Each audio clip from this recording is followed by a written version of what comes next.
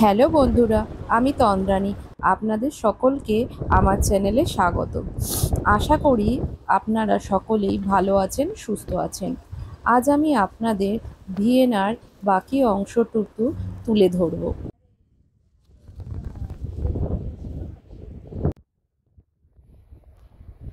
আমি অনেকদিন পর ভিডিও করছি, তার জন্য আমি খুবই দুঃখিত।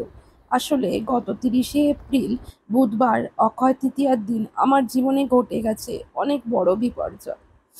যখন সেই দিন চারদিকে জগন্নাথ দেবের পুজো ও কীর্তনে আনন্দিত সকলে, ঠিক সেই সময় আমার মা আমাদের ছেড়ে চলে গেলেন। নিজেকে একটু সামলে নিয়ে আজ প্রথম ভিডিও করছি, জানি না কতটা ঠিকঠাক করব। আশা করি আপনারা আমার পাশে থাকবেন এবং সাথে থাকবেন।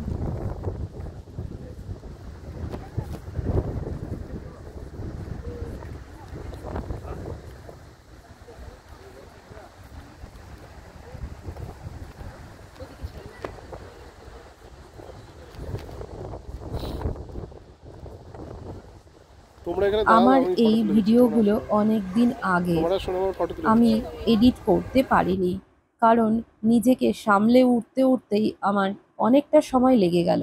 তাও জানি না এখনও ঠিকঠাক নিজেকে সামলে উঠতে পেরেছি কিনা, কিন্তু চেষ্টা করব এবার প্রতিনিয়ত আপনাদের সামনে ভিডিও তুলে ধরার। আশা করি আপনারা আমার সমস্যা বুঝতে পারবেন, আমার পাশে থাকবেন এবং সাথে থাকবেন। আপনাদের আগের ভিডিওতে দেখিয়েছি রোমান সম্রাটদের ব্যবহার করা নানা জিনিসপত্র। এবার আমরা হাবসবার্গ প্যালেস থেকে বেরিয়ে চললাম ন্যাশনাল মিউজিয়ামের দিকে। আমরা ইউরোপে অনেকগুলো মিউজিয়াম ঘুরেছি। সব মিউজিয়ামগুলো প্রায় একই ধরনের, প্রবেশ মূল্য অনেক বেশি, তাই ভেতরে আর ঢুকলাম না, বাইরের থেকে ঘুরে নিচ্ছে।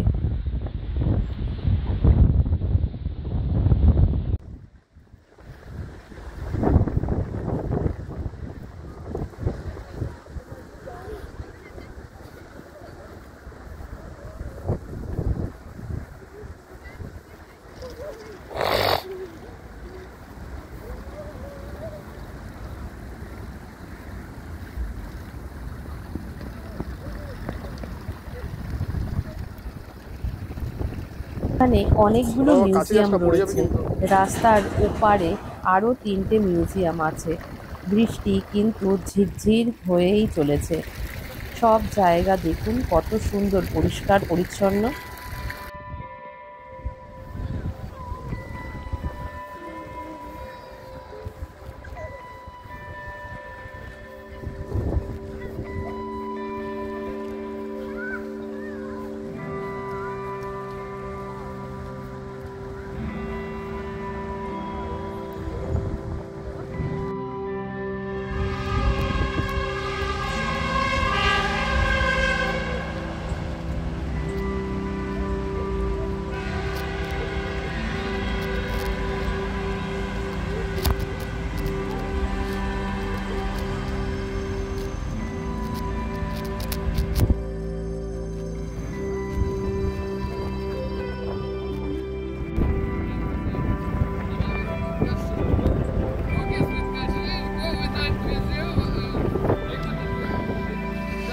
রাস্তাঘাট দেখে বুঝতেই পারছেন বৃষ্টি হচ্ছে এবং তার সাথে চলছে বেশ জোরে হাওয়া, তাই ঠান্ডাটা ভালোই লাগছে।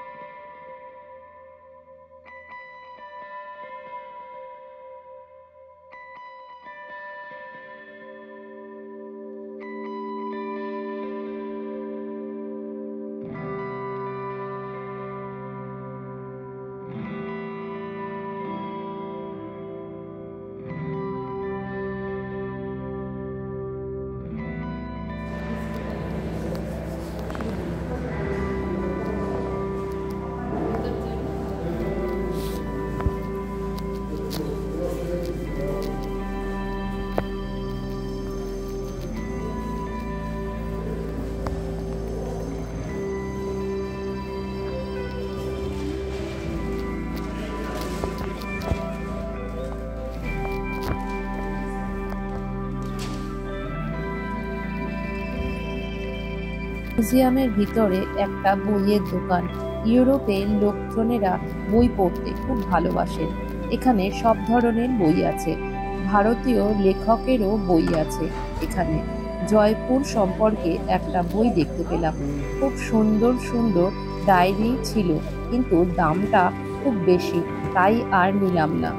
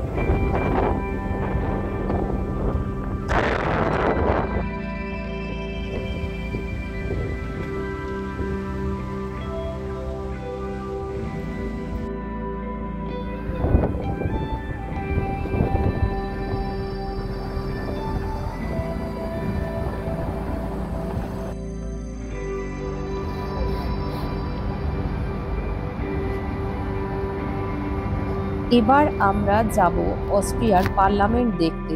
এই পার্লামেন্টে প্রবেশ মূল্য নেই, সবাই যেতে পারে ভেতরে। এখানে ঐতিহাসিক চেম্বার, ফেডারেল কাউন্সিল চেম্বার এবং নতুন ডিজাইন করা জাতীয় কাউন্সিল চেম্বার রয়েছে। চলো চলো চলো চলো, এখানে সিগন্যাল নাই।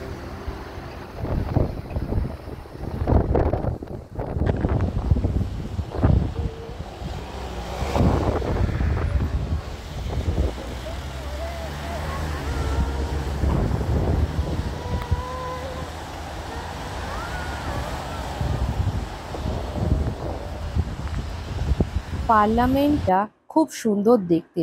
আজ রবিবার, তাই আমরা আর ভেতরে ঢুকতে পারলাম না। পার্লামেন্টের সামনে রয়েছে অ্যাথেনা এবং ঝর্ণা।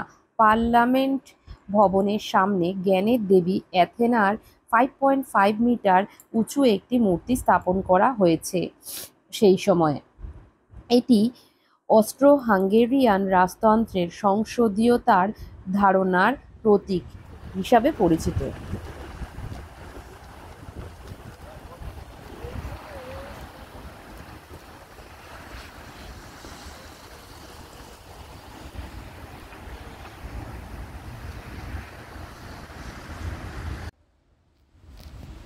অ্যাথেনা গ্রিকের দেবী। ভবনের চারপাশে অনেক মূর্তি এবং রিলিফ গ্রিক শৈলীতে খোদাই করা হয়েছে, যার মধ্যে গ্রিক পণ্ডিত এবং রাষ্ট্রনায়কদের মূর্তিও রয়েছে।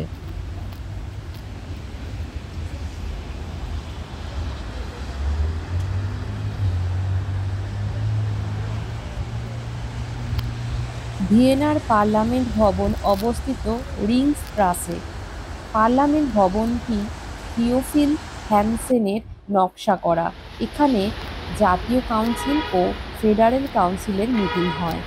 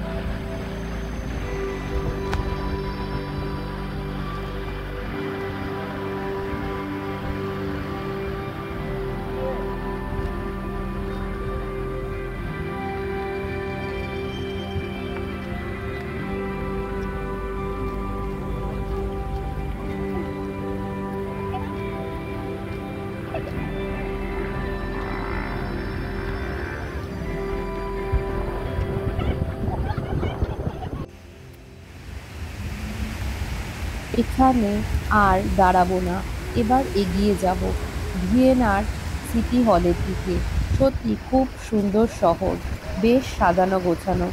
দ্বিতীয় দিনের বাকি অংশ টুকুর নিয়ে চলো। আসবো পরের ভিডিওতে। আপনাদের ভিয়েনা দেখতে কেমন লাগছে জানাবেন। ভালো লাগলে অবশ্যই লাইক ও শেয়ার করে পাশে থাকবেন। আবার দেখা হবে পরের ভিডিওতে। টাটা।